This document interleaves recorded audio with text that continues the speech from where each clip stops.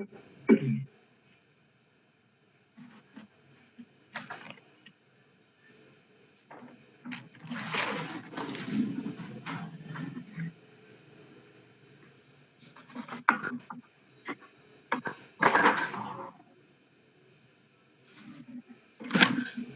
so is the screen visible? Yes, sir. Right. So let us start today's session. As you know, this will be the postponement of this Tuesday session. So this session will be based on this basic concepts on this solidifications happen in welding metallurgy. So mostly this session will be on theoretical aspects of different kinds of solidification. How does it happen? Okay, we'll go one by one by this time. So in question one, this is regarding some nucleation process, how this nucleation happens, or regarding this different kinds of nucleation in terms of homogeneous or heterogeneous nucleation. So initially, let us again brush up the things as I do every time. So if you see, basically in thermodynamics, nucleation is kind of first step in the formation of either a new thermodynamic phase or a structure. So basically, it can happen via some like self assembly or some self organization of structure or crystal within a substance or mixture, right? So if you see nucleation,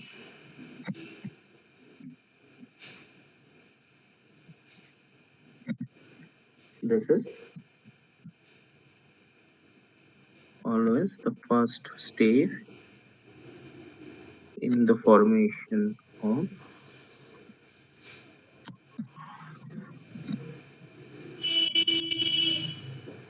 either a new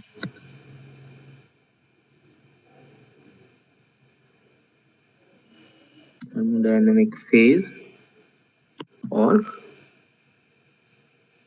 structure, right? Now, if we try to understand how does it look like in a welding metallurgy, how does it means in what mechanism nucleation happens in welding. So let us try to draw some figure in terms of microstructure around the weld pool boundary. So if we draw this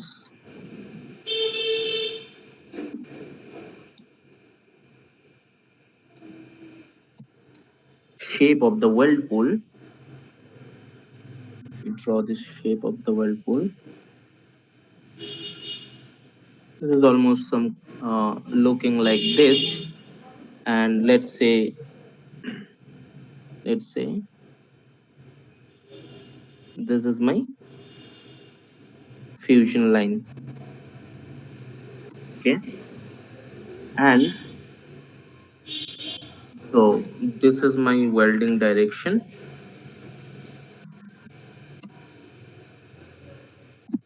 Okay, and this is my weld pool.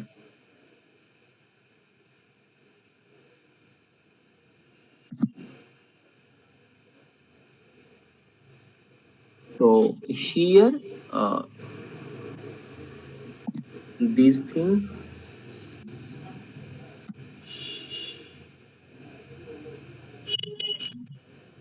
what is this part? This is kind of mushy zone. So both solid and liquid exist all together here, and this side also. You see this side also. It's kind of partially melted material, है ना?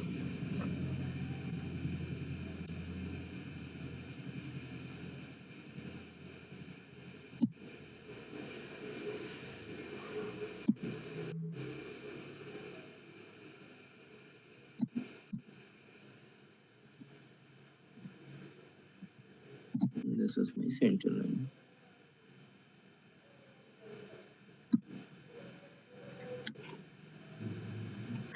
right? So the mechanism behind the trailing portion of the pool boundary, what does it consist? So this consists of solid dendrites. So this consists of what I'm referring as S, solid dendrites, S, and there will be interdendritic liquid,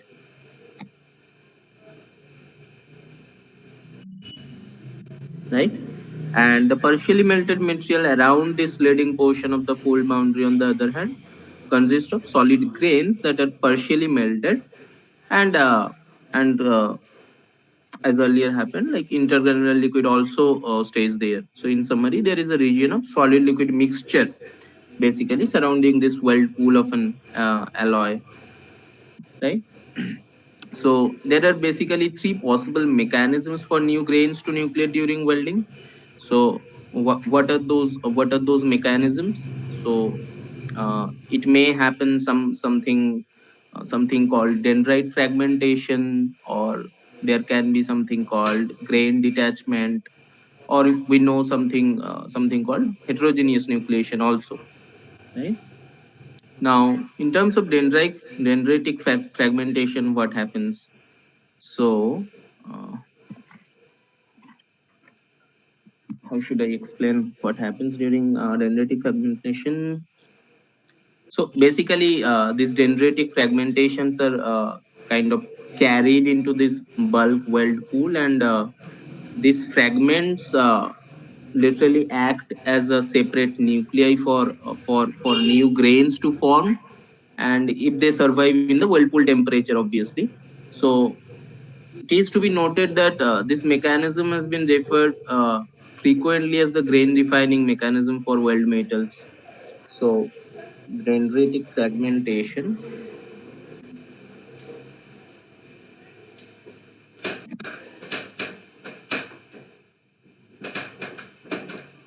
is one kind of mechanism where it behaves itself as a source of separate nuclei to regenerate in the whirlpool. And then, as I was saying, there is something called grain detachment, uh, where this like the dendritic fragments, these partially melted grains, if they survive in the whirlpool, they also the grains which are detached from these grain boundaries, they also acts as a nuclei for the formation of these new grains of this weld metal. And regarding this homogeneous and heterogeneous nucleation, I'm coming later anyhow. And what happens in homogeneous and heterogeneous nucleation, like what are the basic differences is homogeneous and heterogeneous nucleation? Like if you see in homogeneous nucleation, it this is considered as a simplest case of nucleation, right? So homogeneous nucleation in liquid metal occurs when the metal itself provides the atom to form nuclei. uh, so you can consider the case of this pure metal solidifying under this under some given condition. And when a pure liquid metal is cooled below its freezing temperature, so it happens like number of homogeneous nuclei are created by slow moving of atoms bonding together. And in heterogeneous nucleation, what happens? It is the nucleation that occurs in a liquid on the surface of its container, insoluble, or basically there will be some uh, preferable nucleation sites where this heterogeneous nucleation happens. And so yeah, so these agents are like the impurities, or what I was saying as grain detachment, or these dendritic fragmentations, they act as a preferable sites for nucleation, and this is very rapid in nature. Always heterogeneous nucleation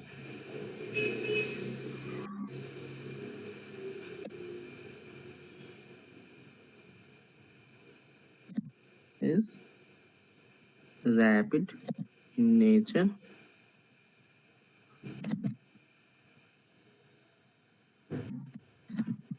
compared to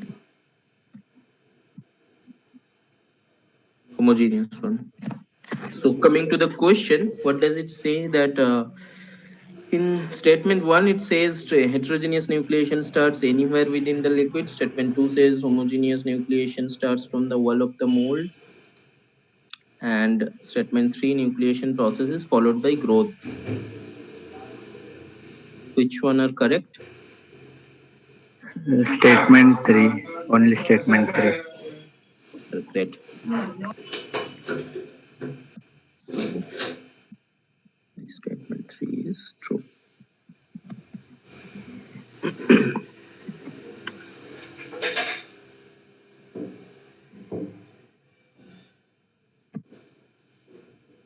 Any question? Whatever I discussed here from homogeneous heterogeneous nucleation.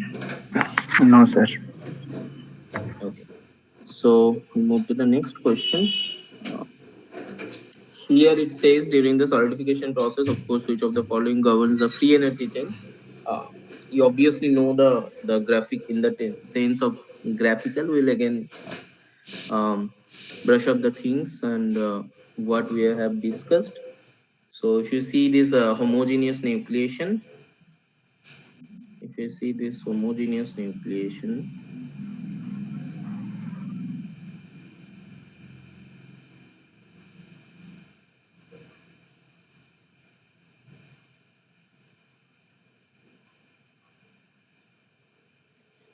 so how the curve looks like, let me draw in a better way.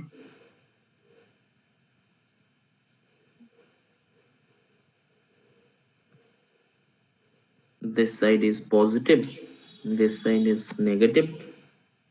And what is this abscissa? Means y-axis. This is the free energy change, right? Yes, sir. Now, um, what happens for the volumetric free energy or the bulk free energy? So the volume free energy always releases energy. It tries to stabilize the nuclei. So this I have discussed earlier also. So it happens like it always try to stabilize the nuclei, and delta G will be negative in that case. And surface free energy, in the other hand, it always tries to destabilize the nuclei, or it takes energy to make an interface. So always it will happen for a surface free energy, delta G will be positive.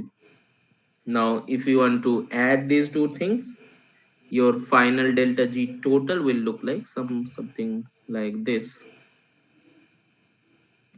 Okay? This is known for you. And here is your delta G star, and this is my radius. This is my radius r. And what is this called? This is my critical radius of Critical. nucleation, right? Yes, sir. Yes. So this side my nuclei is getting shrinked, or the embryos are formed which are not stable. And at this side my nuclei are growing, right? So if we find out what will be the delta GV in terms of volumetric free energy, it happens like 4/3 pi r cube into delta G volumetric. Sorry, delta G volumetric. So this delta GV is uh, volume free energy per unit volume,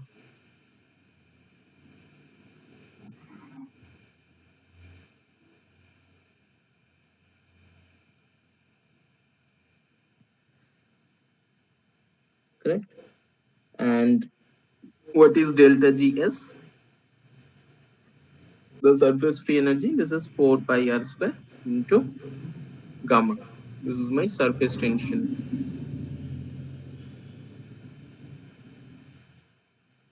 right? So what will be the delta G total then?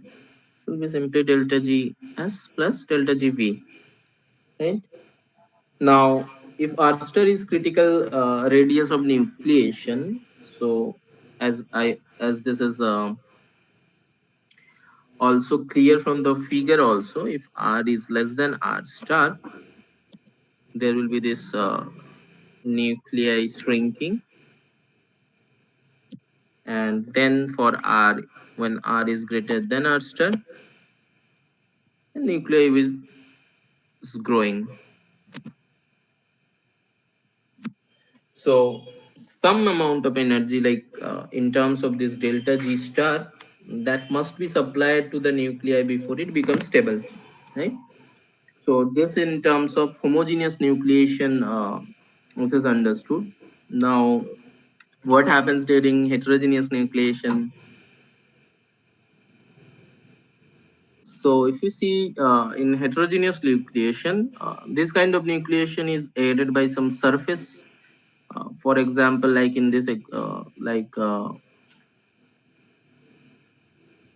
happens in some kind of container wall. If you are in container wall, if you are keeping some liquid, so as I was saying, there will be some preferential sites where this nucleus will start to form like this. So basically this aided by some surface.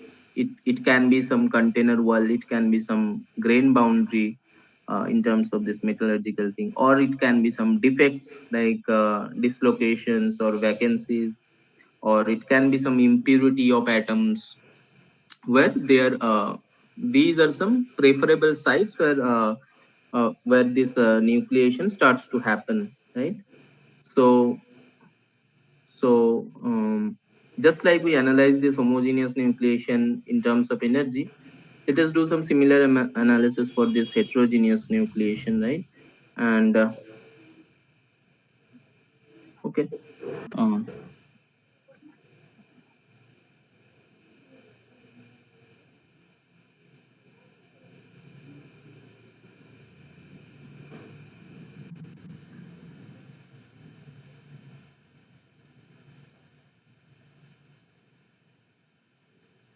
so uh,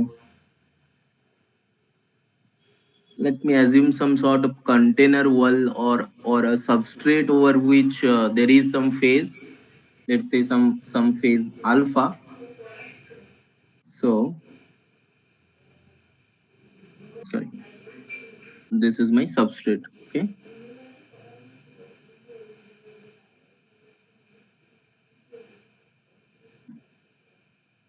And let's say the nucleation is happened like this. So this is a spherical cap of, this is, so these part is I was saying as alpha. There is some phase as alpha, and let me call the substrate itself as delta. The substrate itself is delta, okay? And in alpha a nucleus of beta forms, okay? So this is a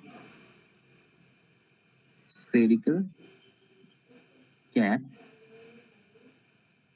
of beta in alpha on delta. Understood?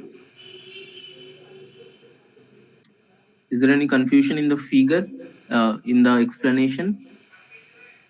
No, sir. And so, and in alpha nucleus of beta forms, as I was saying, and alpha is transforming in beta on the surface of delta, right? So alpha is transforming in beta on the surface of delta. So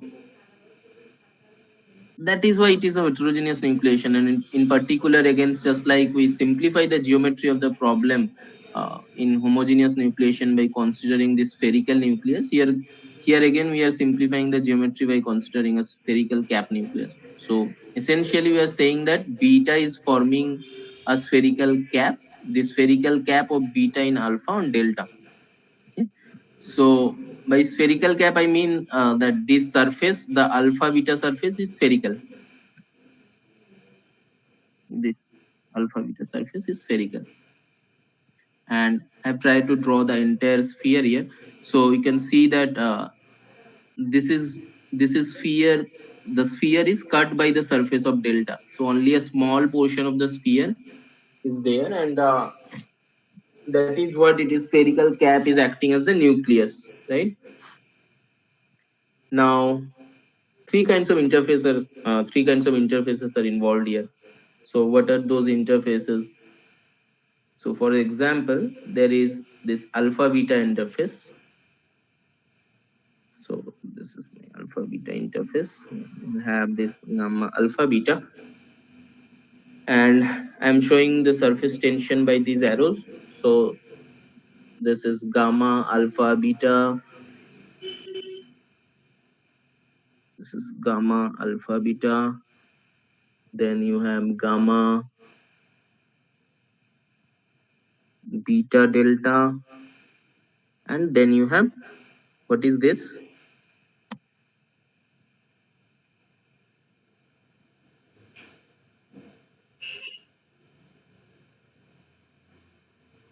This is gamma alpha delta, right?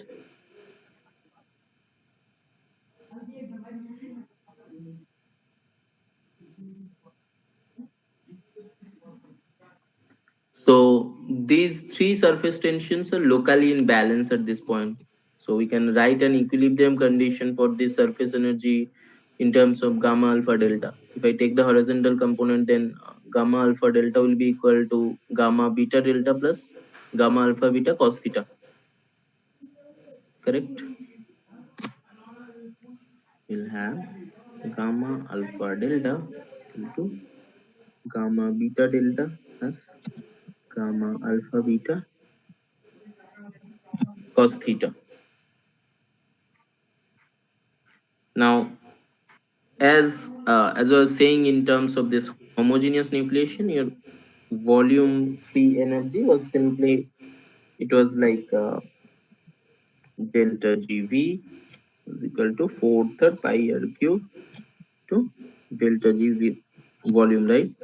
So what will be this for heterogeneous nucleation? If you have some angle theta, for heterogeneous nucleation it will be having some function of theta which will be multiplied with this volume, and that multiplication factor is in terms of 2 minus 3 cos theta plus cos cube theta by 4, right? And for this a also, like for homogeneous nucleation, it was delta gs was 4 pi r square into surface tension. Here again, some let's say this is some function of theta which will be multiplied with this 4 pi r square. What that will be? That will be simply 1 minus cos theta by 2. So these are the difference in between this homogeneous and heterogeneous nucleation because of the nucleation sites. That is only the difference actually in terms of this when you will be doing this complete derivation of delta G total. So if I can write down what happens in delta G total, so it comes something like this. Delta G total will be V beta into G beta minus G alpha plus A alpha beta into gamma alpha beta plus A beta delta into gamma beta delta minus A beta delta into gamma alpha delta.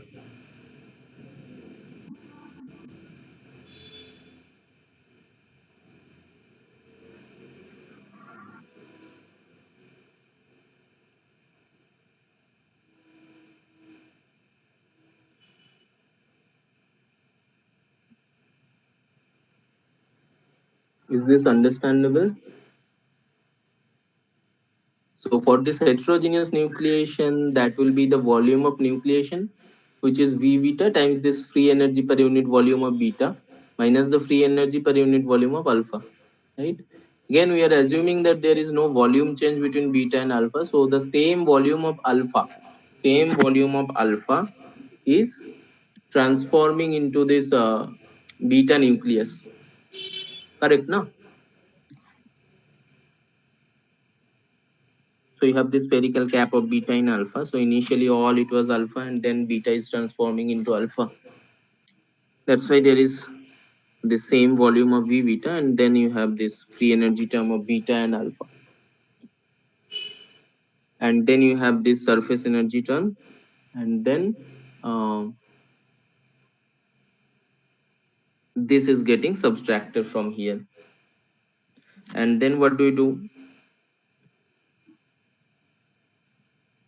We simply do some in terms of so this is my function of r and theta. And then to find out the critical radius of nucleation, you do some delta G heterogeneous in terms of delta delta R that you differentiate with respect to R and then find out what will be the critical radius of nucleation, right? So it comes something like minus 2 gamma alpha beta that divided by delta G. This is my final expression of what happens for critical radius of nucleation in terms of heterogeneous nucleation. So here during the solidification process, which of the following govern the free energy change? Both volume free energy and interfacial energy, right? Yes, sir. Okay.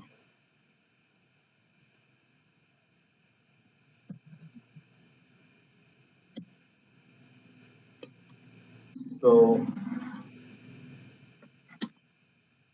you want to try this one? So here it says that suppose that nuclei formed during a phase transformation, for instance, in forming a solid crystal from a liquid that is cubic in shape rather than spherical. And if A is the dimension of the cube, compute a value. So this is kind of very much mathematical in that sense. So in terms of in spite of this what should I say, this spherical nucleus, you are having just a cubic nucleus, right? So we know that delta G total is equal to uh, for spherical nucleus what it was. So we are assuming that homogeneous nucleation. Let us assume that this is a homogeneous nucleation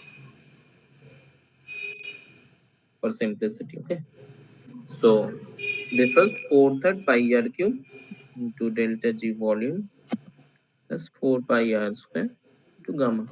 Now if this is cubic in shape, what this will be a cube into delta G V plus 6 square into gamma, right? Now to find out what will be the critical nucleus size, which is A star, you just differentiate with respect to what?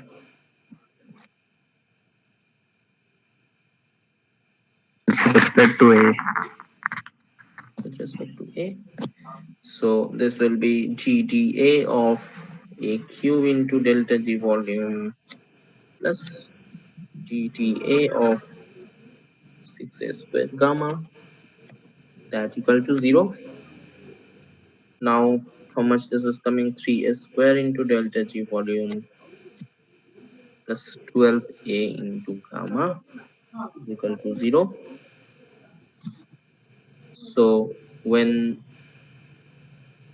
A is equal to A star, so this is coming basically 3A star square into delta G volume plus 12A star into gamma equal to 0.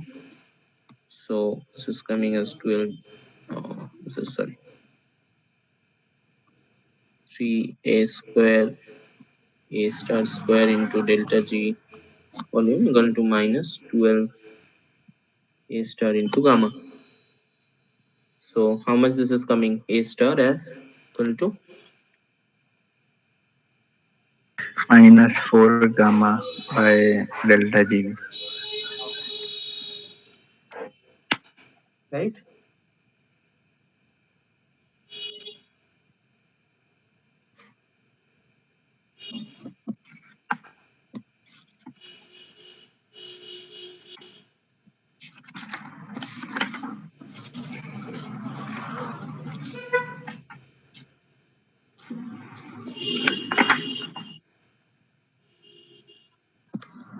Any question? No, sir.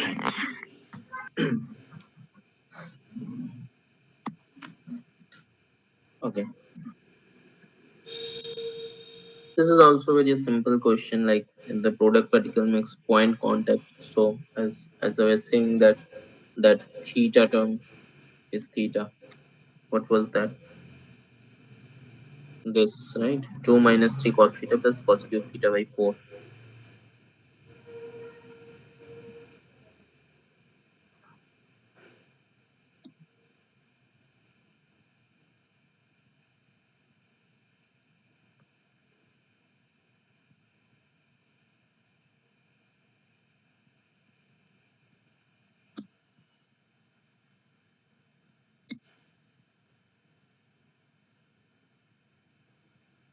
It was this or simply this one.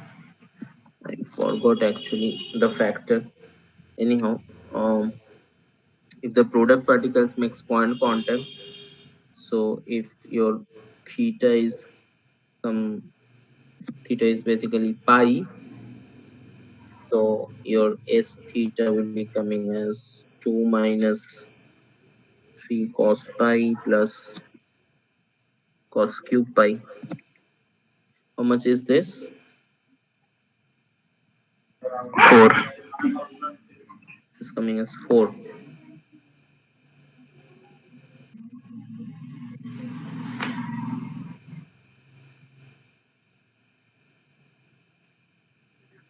So what will be in terms of this homogeneous and heterogeneous nucleation comparison then?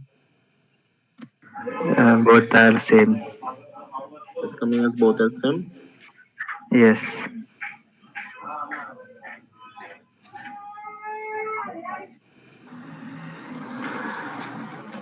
So for here, delta heterogeneous.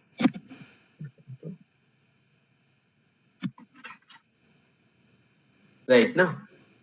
And what will happen for another other angles, like if product particle, let's say, completely weights the foreign particle or foreign surface, so basically theta is equal to 0 degree. What will happen? So s theta term will be, if theta is equal to 0 degree, this is coming as 0. Will be 0. Yes. So basically there will be no barrier for nucleation. It completely wets the surface, right? So basically there are three cases. One is for theta is pi, another is 0, and you have pi by 2. So if you have this pi by 2 term, if the product particle is hemisphere,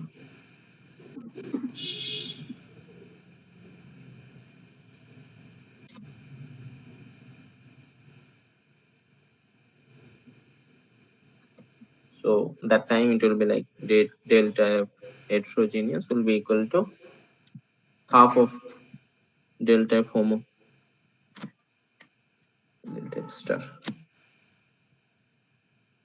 Right now? Yes, sir.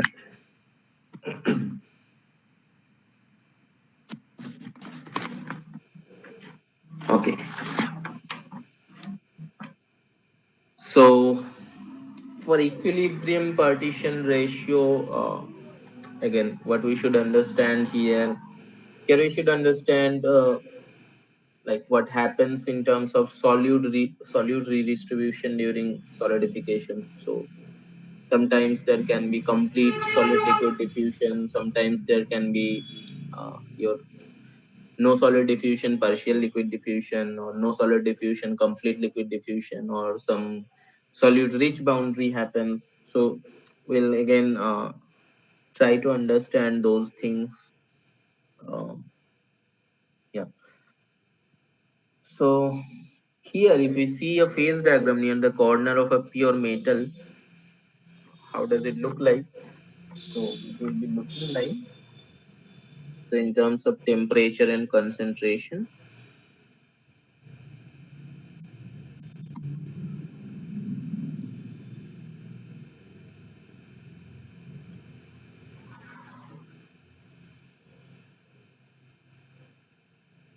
Why this is not happening? Hmm. So this is my solute concentration,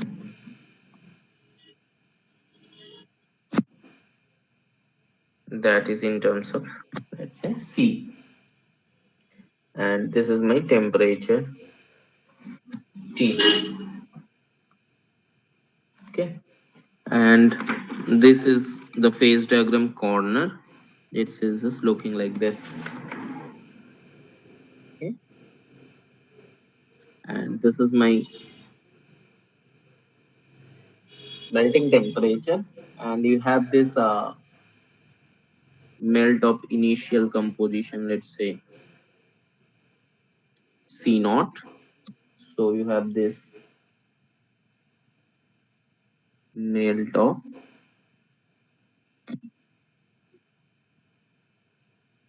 initial composition C naught.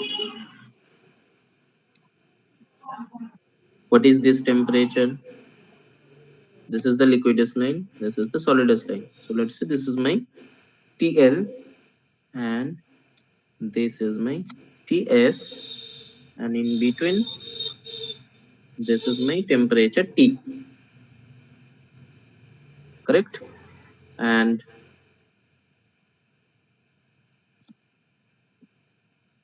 what is this,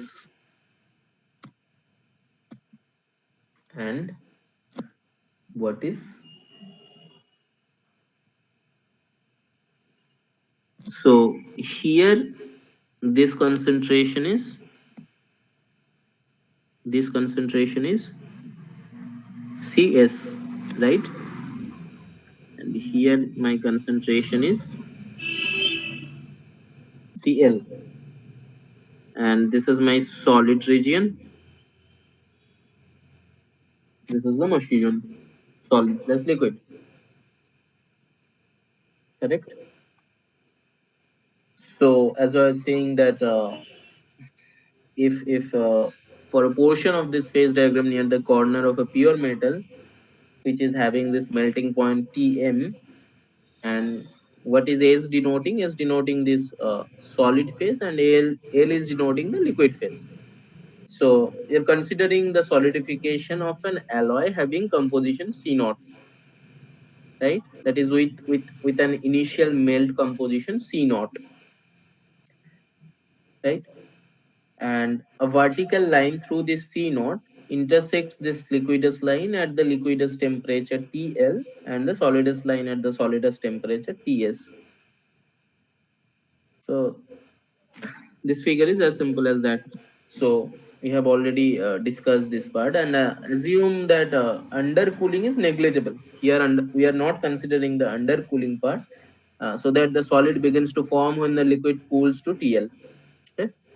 And also what we are assuming here, we assume that equilibrium between the solid and the liquid is maintained at the solid liquid interface throughout this solidification, right? What we are assuming, that equilibrium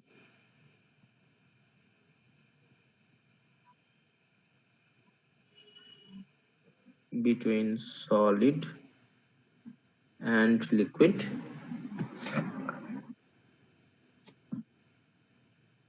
is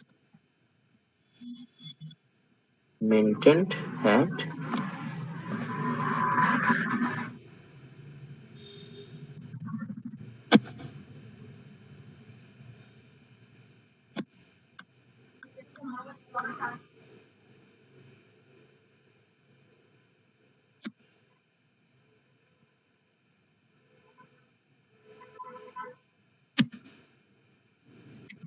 Okay, what does that mean? So this means that at any temperature T, the composition of the solid at the interface Cs and the composition of the liquid at the interface Cl follow the solidus line and the liquidus line respectively. Right? Now coming to this equilibrium partition ratio. So what happens to equilibrium partition ratio? At any temperature T, the equilibrium partition ratio is defined by Cs by Cl. Okay, I'm coming to this part later. Uh, so this is defined like this, where Cs and Cl are the composition of the solid and liquid at the solid liquid interface respectively. Okay. Now the value of K depends on temperature for some obvious reason, right? And for simplicity, K is assumed constant, and that is that the solidus and liquidus line are both assumed straight lines, as K is assumed constant.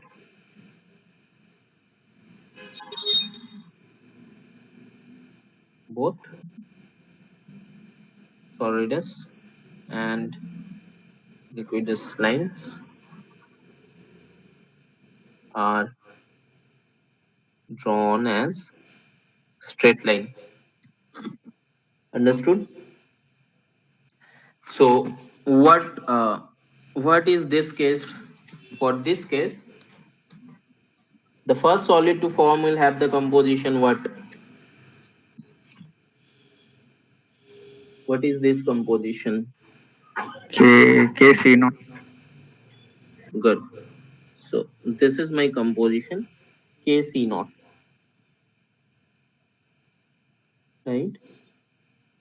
That is Cl equal to C naught at T equal to Tl.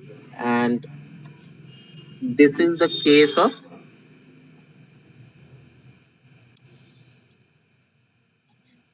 K less than 1, right? So here the solid cannot accommodate as much solute as the liquid does, and the solid does rejects the solute in the liquid during solidification, and consequently the solute content of the liquid continues to rise during solidification. है ना? So since the solid grows from the liquid, its solute content also continues to rise, and as indicated by these arrowheads on the solidus and liquidus lines, for K less than 1, Cs and Cl both increases as temperature T of the solid liquid interface drops during solidification. And how does it look like for K greater than 1? So how does it look like for K greater than 1? Let me.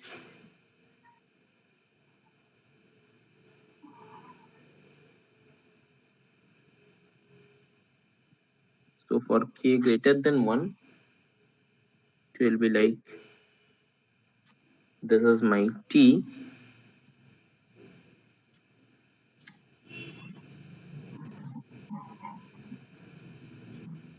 this is my solute concentration C, and it looks like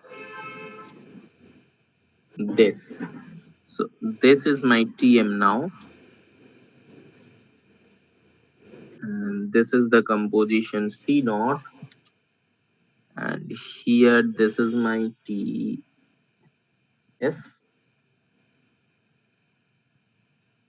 and here this is Tl, right now. And this concentration is Cl, this concentration is Cs, and what is this concentration?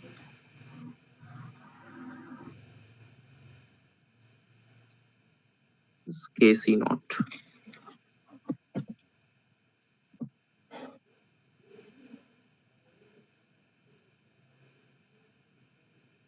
Okay.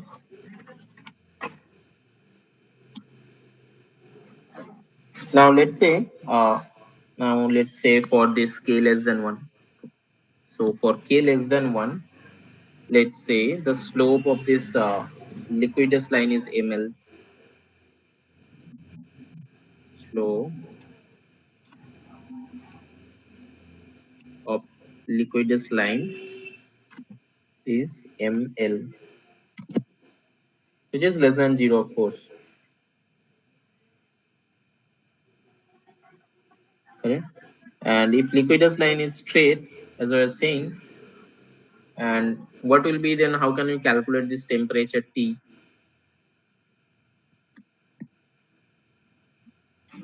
So T can be written as the melting temperature plus the slope into Cl. Correct, no? Yes, sir. Great. So coming to the question, coming to the question, what it was saying, equilibrium partition ratio can be defined as the ratio. Okay, it's defined as the ratio of yeah, this one only, concentration of the solid to the concentration of liquid at the equilibrium point. Any question? No, sir. Okay. So here in question 6 it says, according to the lever rule, in complete diffusion of solid and liquid. So we are having complete diffusion of solid and liquid. The fraction of liquid in the solution is quantified as which one? Again, let us try to understand it from the scratch. So this case of complete diffusion in both the solid and liquid, let us draw some figure.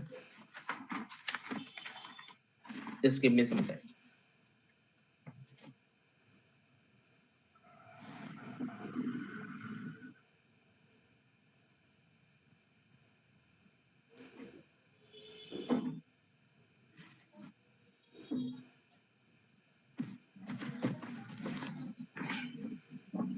So it was can we take it from here? Just let me take it from here. Oh, okay.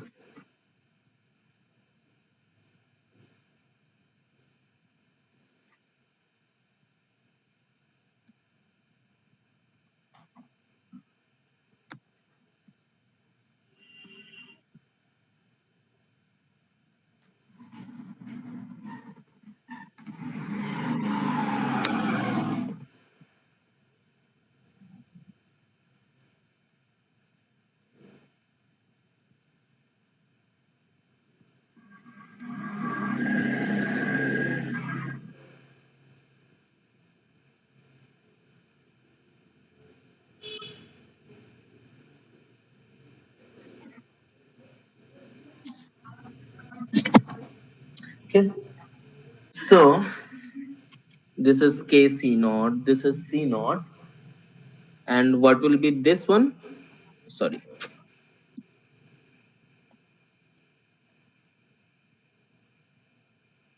Hmm. What will be this one? C naught This by K. concentration. This is C naught by K. Correct. So how my concentrations will look like here for this equilibrium solidification? Let me try to draw the figures.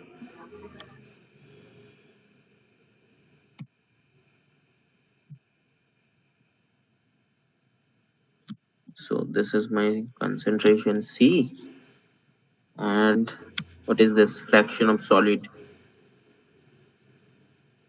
Right now, this is my fraction of solid, and uh, this is Kc naught, and then this is coming to C naught, and so this is my fraction of solid, and this is uh, where was it? This is my C naught, right? This is my C naught, and from C naught, this is going into, this is C naught by K. Have I drawn rightly? This is for complete solid liquid diffusion. This is correct now. I hope this is correct. Yes, sir. Yes, sir. So here, what happens in this case of complete diffusion in both the solid and the liquid? Like here this liquid metal is of uniform initial composition C naught, which is allowed to solidify in one direction with a let's say this is a planar interface, just like in the directional solidification. So sometimes this case is also called equilibrium solidification because equilibrium exists between this entire solid and the entire liquid, not just at the interface. So at the entire region, equilibrium exists here for complete solid liquid diffusion. Right now, here the diffusion is complete in the solid and in the liquid, and the solid and liquid are the same uniform in composition, as I was saying. Now, uniform composition in the liquid, what does it require? It requires either complete mixing by strong convection or complete diffusion in the liquid, right? Correct, no? If you need if you need some uniform composition uh, in the liquid, it requires either complete mixing, it may happen by convection, of course, or some complete diffusion in the liquid. So, for complete diffusion of the solute in the liquid, what does it require? The condition. So, for complete diffusion, it must satisfy the condition. What is L? L is initial length of the liquid. Initial length of the liquid, and what is DL? DL is diffusion coefficient of the solute in the liquid. Okay. So this condition must be satisfied for complete diffusion of the solute in the liquid. Understood? Yes, sir. And let us say the diffusion time available for this diffusion to happen is T. This is because okay. Um, this is because what should I say? The square root of dt is often considered as an approximation for this diffusion distance. Anyhow, similarly for complete solute diffusion in the solid, what does it require? Dst must be greater than this L square, where ds is diffusion coefficient of solute in solid, right? And since ds is much smaller than dl, right? Always liquid will be having higher diffusion coefficient. So complete diffusion is much more difficult to achieve in solid than in liquid. Okay. So interstitial solids such as carbon in steel tend to have much higher ds. So interstitial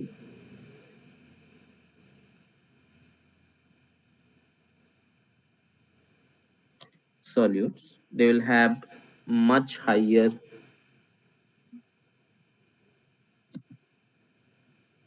ds than substitutional solutes such as chromium. This is some information you can remember, and are more likely to approach for complete diffusion in solid. So during solidification, the composition of entire solid follows the solidus line, and as I have already told, and that of the entire liquid follows this liquidus line. And the composition of the solid is a function of this fraction of the solid, CSFS, this one. Likewise, the composition of the liquid is also a function of fraction of the solid, CLFS, right? And at the onset of solidification at TL, what is the fraction of solid is what? At the onset of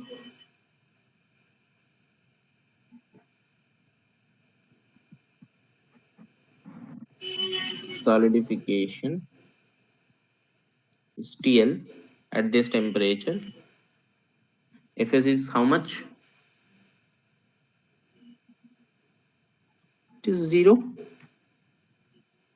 And the compositions of the solid and liquid are, as we have mentioned it, Kc naught and C naught,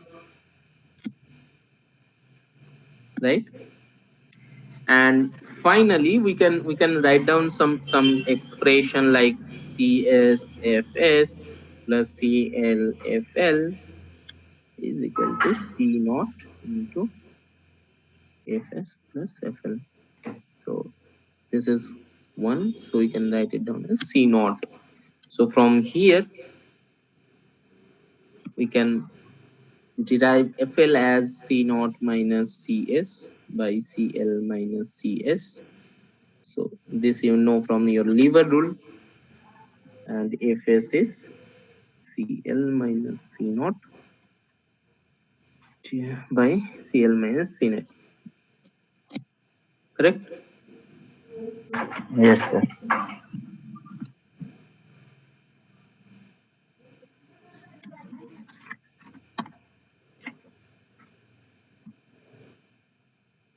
Okay.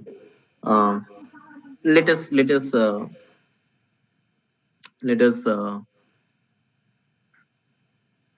do some few more discussion in terms of this is complete solid liquid diffusion. What will happen in terms of, let's say, no solid diffusion and complete liquid diffusion, or something like no solid diffusion or partial liquid diffusion. So I will just try to draw the figures. Of course, this you have already gone through the video lectures, and anyhow, let us brush up the things, right? So let me clear this out. Let me clear this out, and then let us say there is no solid diffusion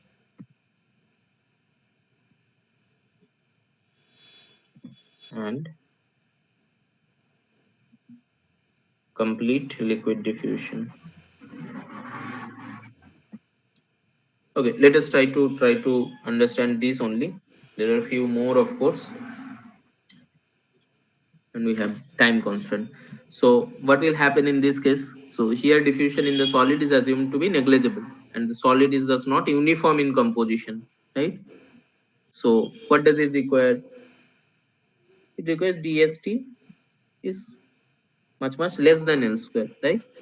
On the other hand, diffusion in the liquid is assumed complete, and the liquid is thus uniform in this composition, right? So what does it require? This is TLT much greater than L square, right?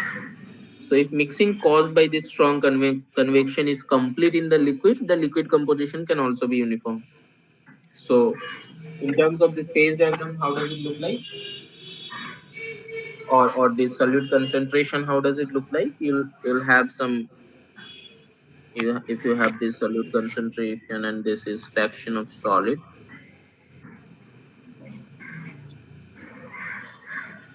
this fraction of solid, this is solute concentration, and initially it was, let's say this was Kc naught, right? Initially it was Kc naught, and then this was C naught, and then you have this C naught by K. So from C naught it will cross the C naught by K value.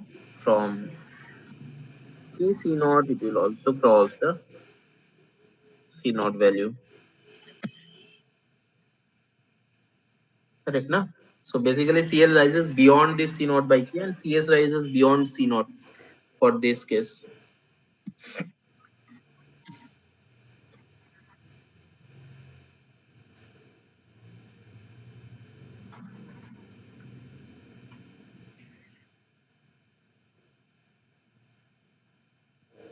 Okay. So I'm skipping the part of this like There can be partial liquid diffusion, then there can be solute reach boundaries.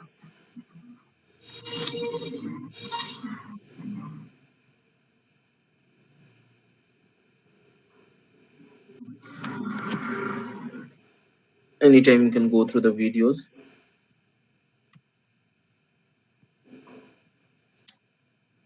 Any question? No, sir.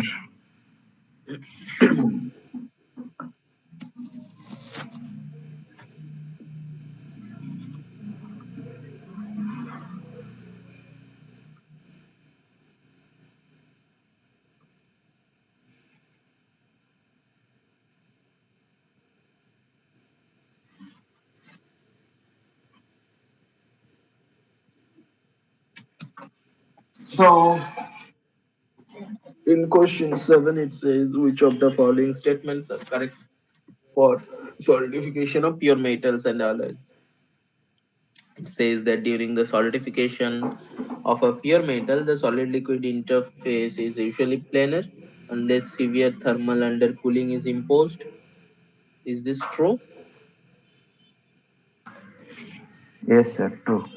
Yes, this is true. Then, during the solidification of an alloy, however, this solid liquid interface during the solidification of this alloy, however, this solid liquid interface and hence the mode of solidification can be what are the things they can be like planar or cellular, or there can be some dendritic structure depending on the solidification condition, and the material systems also involved. Like in order to directly observe this solid liquid interface during this solidification, uh, people can use some transparent organic materials or something called tracer materials that solidify like metals, and basically in research purpose they have been used to understand how this solid liquid interface look like. Does it look like planar or cellular or dendritic? How does it look like? So the second statement says that during the solidification of an alloy, mode of solidification can be planar, cellular, or dendritic depending on the solidification. So this is also true, of course. So the correct option is third option. Yeah. Now, so as I was saying, this typical microstructure resulting from this cellular or columnar dendritic, or there can be also aqueous dendritic structure.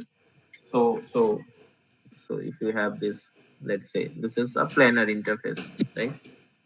Now, in terms of cellular, this will be looking like this. So this is liquid, this is solid, this is solid liquid interface, and this is cellular. And then how does it look like for this dendritic structure? So this will look like something like these are dendrites form, and then you have this secondary branching over here like this.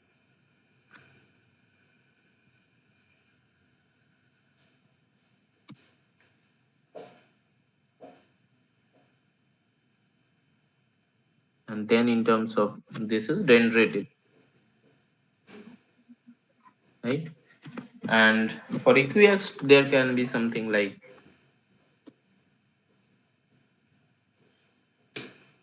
this.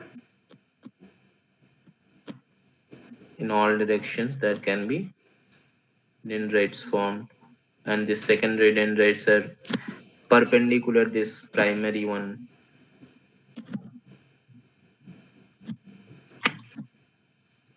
right? So this is equiaxed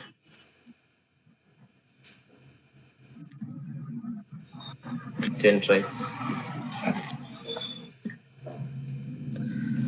So now in terms of constitutional superpooling, like there are two major theories have been proposed to quantitatively describe this breakdown of a planar solid liquid interface during solidification. What are those? There can be some constitutional superpooling and there is something called interface stability. So we'll skip the interface stability part for simplicity. We can concentrate on this constitutional supercooling. What will happen during constitutional supercooling? Like let's say you are solidifying of an alloy C naught at the steady state with a planar solid liquid interface. Uh, and let us say there is some solute reach boundary. So I skipped that part. Anyhow, you can go through the part what will happen in solute reach boundary. I'm just drawing the graph. Okay. So in terms of phase diagram again, this is my this is my TL, this is my TS, this is delta T, and you have this initial composition melt of C naught. What was this? C naught by K, right? Yes. And this was K C naught.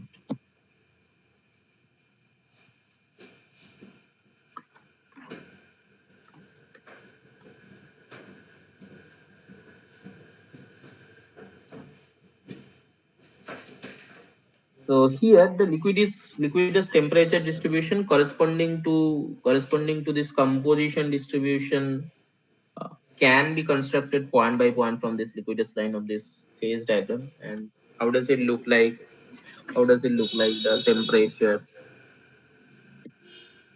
So if this is temperature,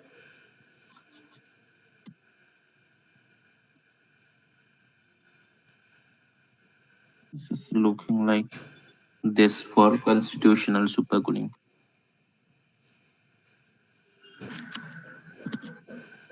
So I'm coming to the explanation part.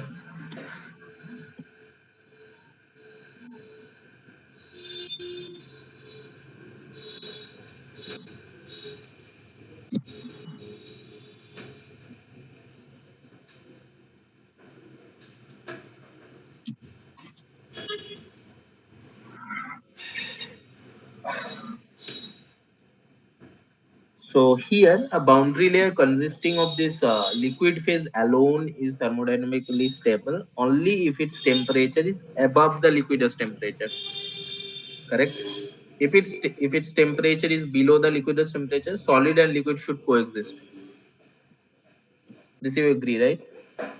Right. Yes, sir. And uh, this means that the planar solid liquid interface, if there is coexistence of this solid liquid, the planar solid liquid interface will break down to either cellular or dendritic or whatever, so that the solid cells or dendrites can coexist with the intercellular or what should I say, or interdendritic liquid, right?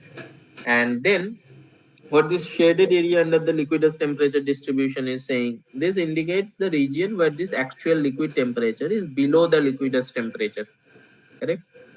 And this region is of constitutional supercooling, right? And what does it depend upon? This depends upon two terms which are dl and r. What are those? dl is diffusion coefficient in liquid.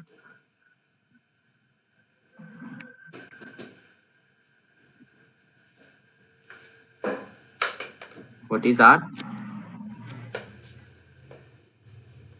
Any guess? Growth rate, I guess. Correct. R is growth rate.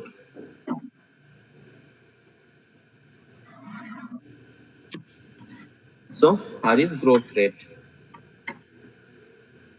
And obviously this area lies within this solid liquid region, as I was saying, of this phase diagram. And Basically, the liquid alone is unstable, and the solid and liquid should coexist here. And this the temperature difference across this boundary layer is the equilibrium freezing range. This delta T, this one. So your delta T is what? TL minus TS, right? And the thickness of this boundary layer at the steady state is thickness of boundary layer at steady state is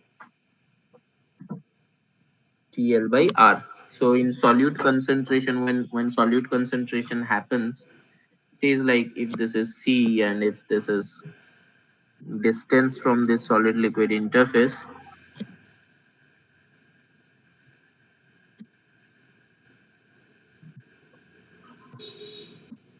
so it is something looking like this. If it is C naught and if this is C naught by K, then there will be some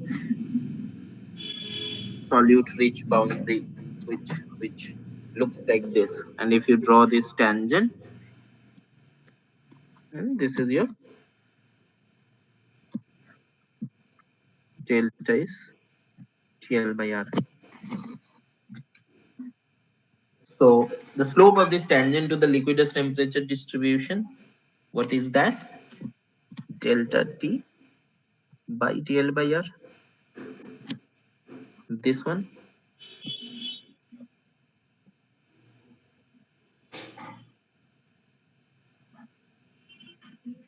right?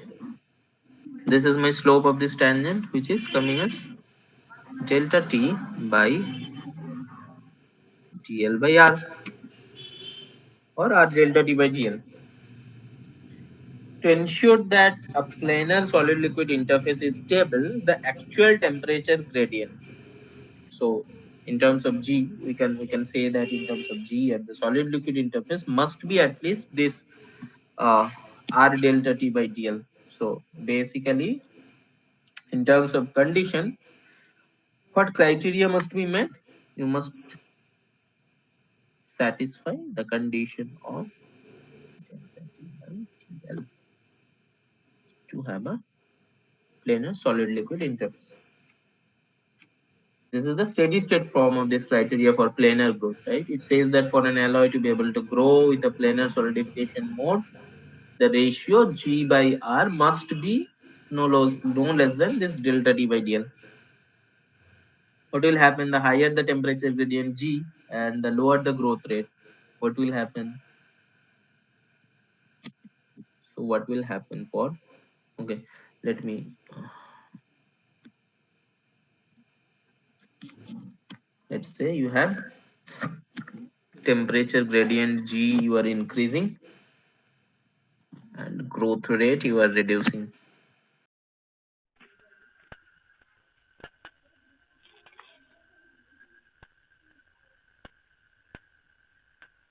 It's easier for a planar solid liquid interface to be stable. Easier.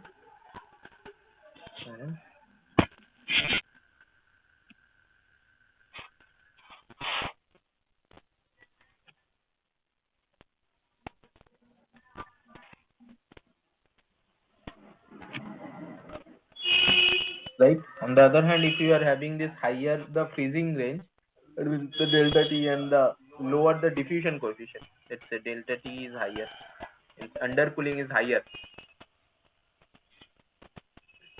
Okay, and let's say GL is lower.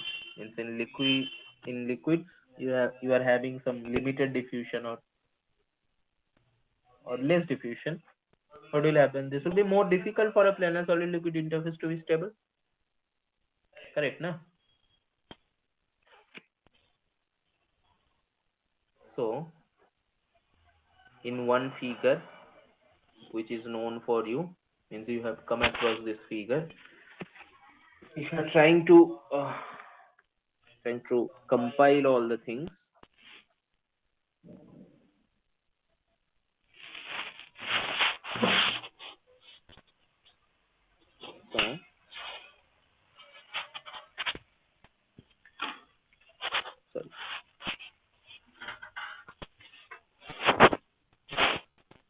For plain and solid liquid interface, there will be the this was my temperature distribution of the liquidus line, and this is my actual slip. Correct? This is for planar. What will happen for cellular? It will be somewhere this. So this is the region of this undercurrent, right? What will happen for this columnar dendrite? This will check. The shaded area is getting increased while it is forming this dendritic arms. So this is like this, and then you have like this columnar dendritic, and of course then you have aqueous dendrites. Like if you have this, and there are much more undercooling like this. You have aqueous dendrites.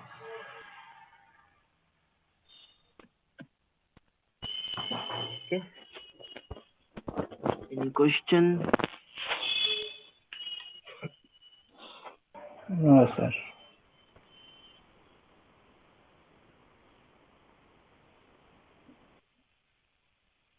Am I able to explain the things? Yes, sir. Okay.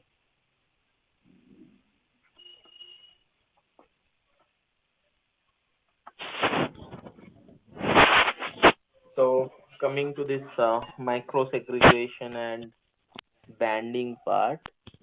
V So star here, as you know,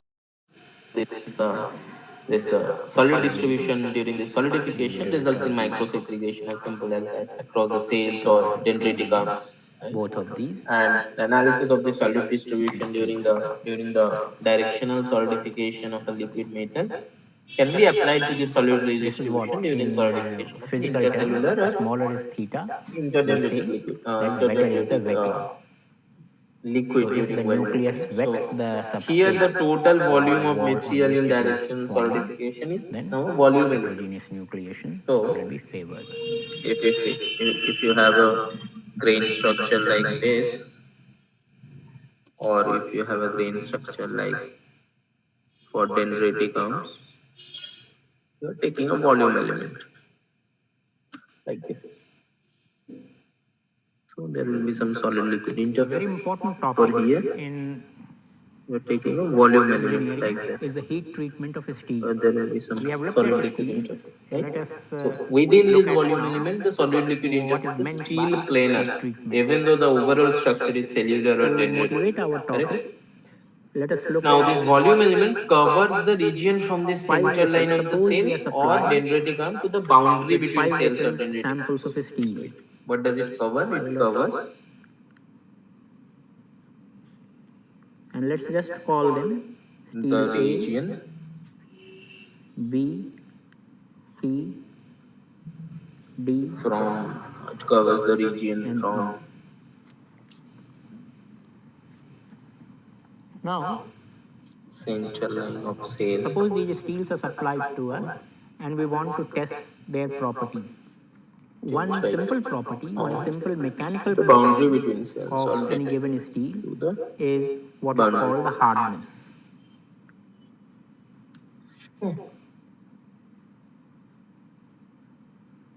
So what will happen if in the case Hardness of is a equilibrium simple test. partition ratio and k In less that, than 1? all you have to If do there will is be to if there will prepare a be nice complete diffusion in both liquid and flat solid, surface of will there your will specimen, there be any and segregation in both that for k less than you 1 or then k greater press than 1, say? some sort of If there is indenter, complete diffusion, how can it be there any some sort of hard like indenter segregation will not happen, made of है diamond ना? So or hardened steel, C and naught, if this is C naught, you press the indenter and let's say this is through my some disc load. length, So this is an indenter. so there will be no segregation. This is your sample. And for complete liquid diffusion and no solid diffusion, An indenter is this pressed looks like something. into the sample through the load. The resulting after, This is my C naught, this is my if there K is C naught, sufficient load, and then you if have pressure is limited high liquid diffusion such and no that there is solid a diffusion. depression or That time it indentation is looks like created something in the like specimen, this. that is, the specimen is plastically deformed. So even after the specimen is So this is removed, my C naught and this is even my after the K C indenter naught. is removed, there will be a depression left. That's called an So which one indentation. is the worst?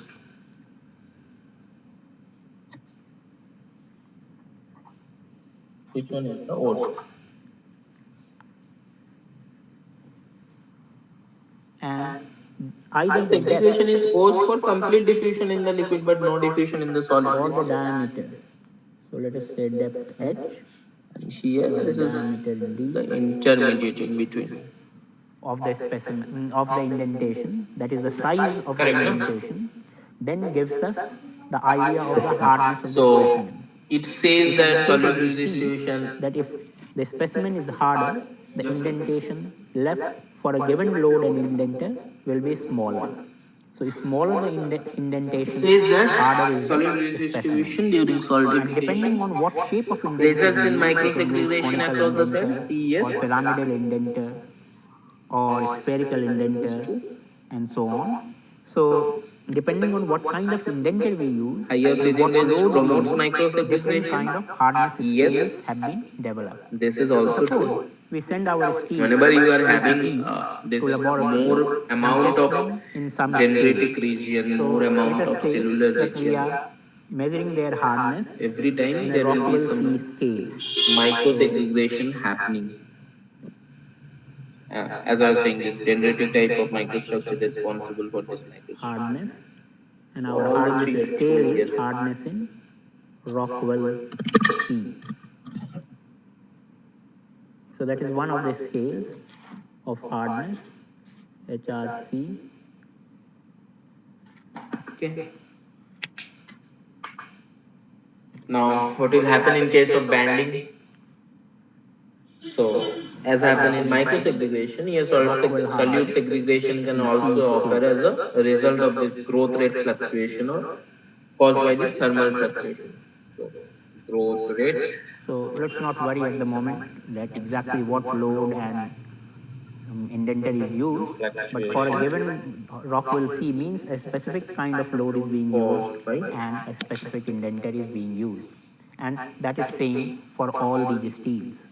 So that is kept constant, but thermal then the fluctuation. impression left in the Now, different steels may be different, and that will now as indicate shown in their different I have not hardness. shown of course So you get a the number steady which is state for the solidification Rockwell occurs at, hardness. let's say Now, your if we steady state do that, solidification we occurs at some find growth rate that r1. A has a Rockwell hardness of 15, So B has a Rockwell hardness of 30, let us say your growth rate is r1.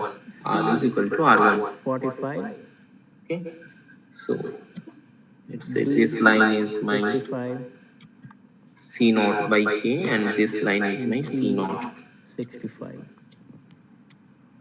I'm just making up these numbers. Essentially, I want to say that the hardness is continuously increasing as we go down in the Something scale, like this. so that E Now, is when the more growth than rate 4 is times suddenly harder increased from than R1 to A. R2, So suppose we so make this my growth rate is measurement and we increased. find these hardnesses. What can we guess What will happen? about An extra these amount of hardnesses? solute will be rejected into the liquid So at the if solid we go liquid by, interface, right? Causing so its remember solute content to rise. for the So my moment our solute iron content carbon will diagram. rise. So recall that Understood?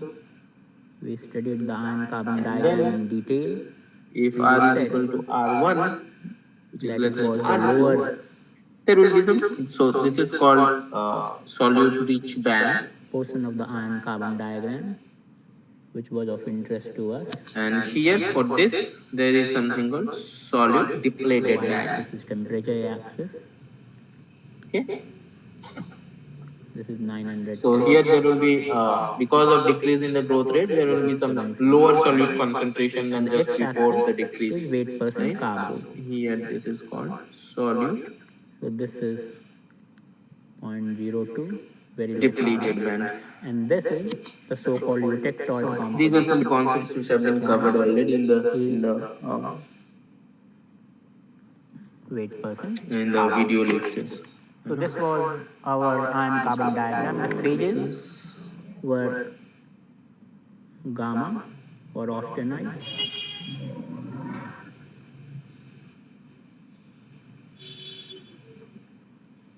then alpha, which is ferrite, Okay, so finally coming to the then this last will few be alpha questions. plus gamma. Recall the 1 to Says 1 that which rule. growth mechanism dominates the This will weld be pool gamma away minus from the fusion line Fe3C during solidification? Any guess? because it's 6.67% on this side. Fe3C forms So, what are the different kinds of cementite, growth? There is epitaxial growth, there is competitive growth, and there can be and this this dendritic growth, region of course. is alpha Now, in plus fusion welding, Fe3. the existing base metal grains at the fusion line, So this was our iron this carbon acts as the diagram, substrate for and nucleation. As I was let saying, me like you'll take have it this over substrate, you there can have this crystal formation, then there is to cementite. this like if this is C, Let me say that this is so this can, if 6.67 this is liquid, this is gamma LC, then there Fe3C. can be gamma CS, So then if we there have a can be steel at gamma room temperature, LS. then Right? Now, depending on, since the liquid metal of the weld pool is in intimate contact with these substrate grains and wets them completely, so this will be our so tie line, here, as I have already told, which that is theta there at can be room zero, temperature.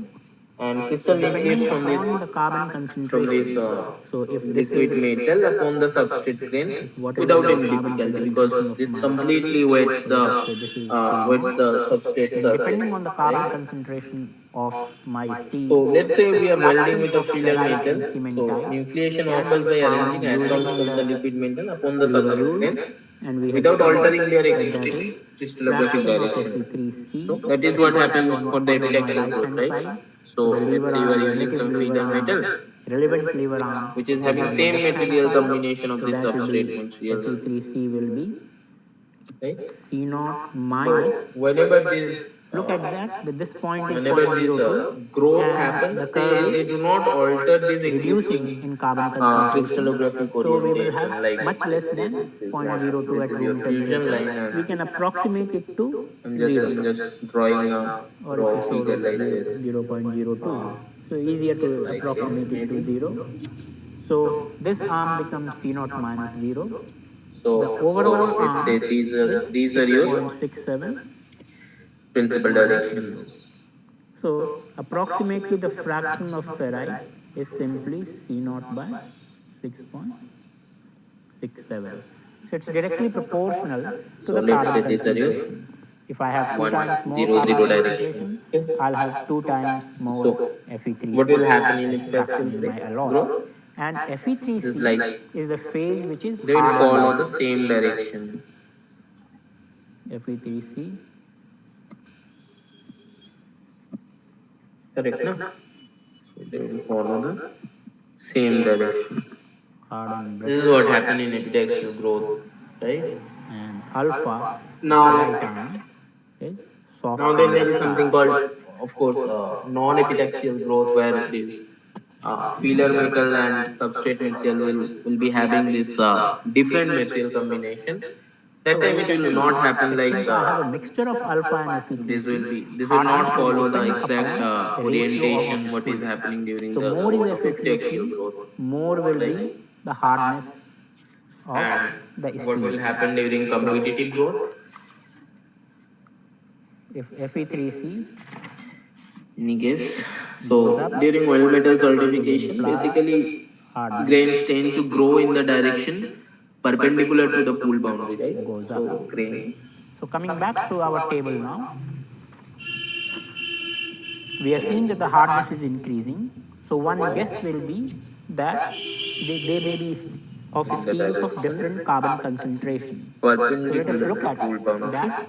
So we send our samples to the laboratory Because this for is the determining direction of the the maximum carbon temperature gradient, concentration. or So let us you see. can say it maximum heat extraction Search happens for in that direction, right? 0% carbon. So however these To columnar our dendrites or surprise, scales we find that. within each All grain of them are tend to grow in this 0.8% carbon. The easy carbon growth direction. concentration is not changing. Wherever it is feeling that the temperature gradient is highest, it grows in that direction only. So then, how do we? Here, And if the carbon this happens concentration was changing, we could have explained the difference in away from hardness this because of the carbon concentration. away That from this higher carbon tension line, or leads you to can say higher solid liquid Fe3C interface in the and leads whirlpool, to right? higher hardness. So here, uh, this is the correct answer. However, now we find that This is the although correct hardness answer. is Competitive growth increasing always dominates the by whirlpool a away factor from of the fusion 4, line, going from but A to E, the carbon concentration is like same near in the all of fusion line, them, and epitaxial all of them growth have been always chosen to have a carbon concentration dominates. zero point 0.8. Okay. That is, all of them are eutectoid steel. Remember, 0.8% carbon Any we question? call a eutectoid steel. So all of them are eutectoid steel. So then this interesting question comes that how are we able to get So, hardness varying by from a here, any factor of question? 4 in steel of the same carbon concentration? And the answer to this question is very interesting, and this answer comes through difference in the microstructure of steel. So these different, Okay, right. if we So, look at the microstructure, in the last question, it says that in case of fusion welding, partially melted grains provide the necessary nuclei for the growth of crystal begin. we Uh, find that they have Such a mode of different solidification is microstructures. known as So, for example, steel A what it is known as. In case of fusion welding, has partially coarse melted perlite. grains provide the necessary nuclei for the growth. This is called epitaxial solidification. Yes, sir. Yes, sir.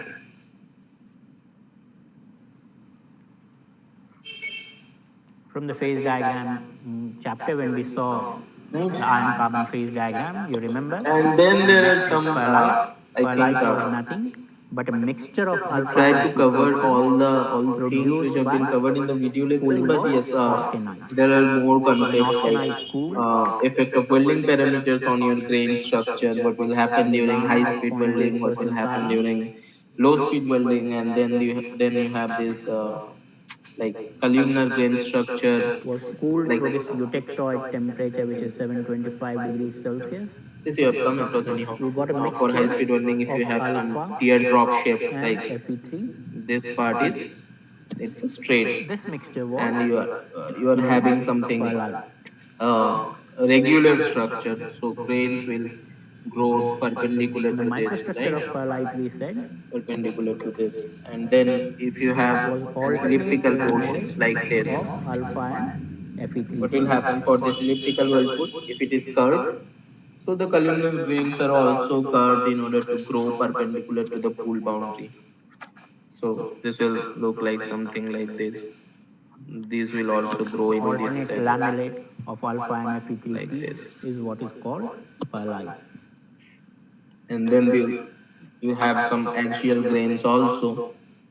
So no,